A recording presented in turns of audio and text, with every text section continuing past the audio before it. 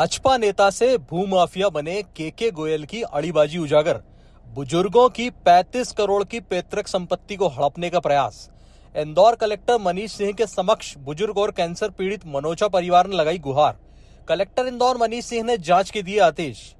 इंदौर में जमीनों की धोखाधड़ी के कई मामले लगातार उजागर हो रहे हैं। इसी कड़ी में भाजपा नेता से भूमाफिया बने के गोयल के खिलाफ एक गंभीर शिकायत कलेक्टर मनीष सिंह को मिली है। इस शिकायत में के गोयल पर आरोप लगाए गए हैं कि उन्होंने न्यू पलासिया में रहने वाले मनोचा परिवार की पैतृक संपत्ति को हड़पने के लिए कूट रचित दस्तावेजों के जरिए फर्जी अनुबंध कराए हैं। कुछ रिलीफ भी चाहते हैं। मनोचा बंधु आए थे, 4 व्यक्ति थे, सभी बुजुर्ग व्यक्ति थे और उसमें से 70-75 या उससे ज्यादा उम्र के थे सभी लोग। और टोटल 6 भाई हैं ये लोग। एक ब्रदर की डेथ हो गई है और अभी एक इनके फॉरेन में है और 4 भाई यहाँ रह रहे हैं।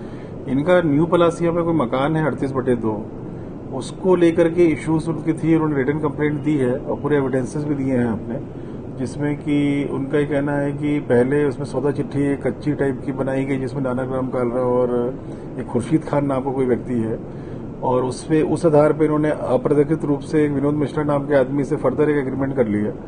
और जो सौदा चिट्ठी की जो शर्तें थी कि 1 महीने के अंदर इनको डिटेल एग्रीमेंट करना था 20% राशि देके, वो 2005 में जब ये सौदा चिट्ठी हुई थी 1 माह के अंदर ये लोग नहीं गए थे कभी भी। और इन लोगों ने कई साल के बाद एक फर्जी यूपीएससी पत्र भेज करके बतला करके और ये शो करने का प्रयास किया कि हमने 20% राशि के लिए पत्र भेजा था आपको।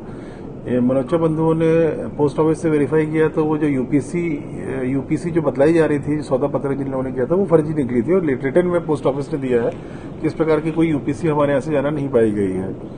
उसमें उनका कुछ के गोयल नामक व्यक्ति हैं, उनका भी शिकायत की है कि सब इस सब पर्दे के पीछे वो हैं और वो डरा धमका रहे हैं अपने प्रभाव का इस्तेमाल करके, और यही सब शिकायतें थी। और जो मौके की बात हुई हमारी तो काफी दुखी थे सभी भाई लोग।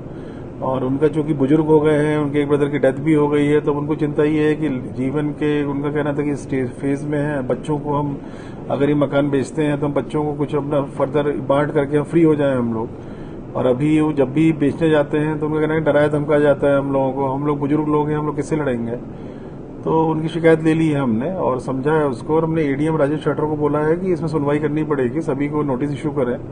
और एक फर्जी डॉक्यूमेंट, इस पे कूट रचित डॉक्यूमेंट के आधार पे जो ये आरोपी पक्ष है इसमें, उसने कोर्ट्स पे भी गया हुआ है, उसको लेके ही परेशान थे ये बंधु लोग। सब कोर्ट कचहरी में कहाँ लड़ेंगे हम लोग।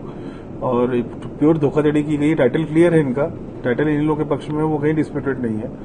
तो उसकी जांच अभी राजेश शटर जी करेंगे और उसमें नोटिस इश्यू कर रहे हैं सभी लोगों को जो भी आरोपी पक्ष है इसमें।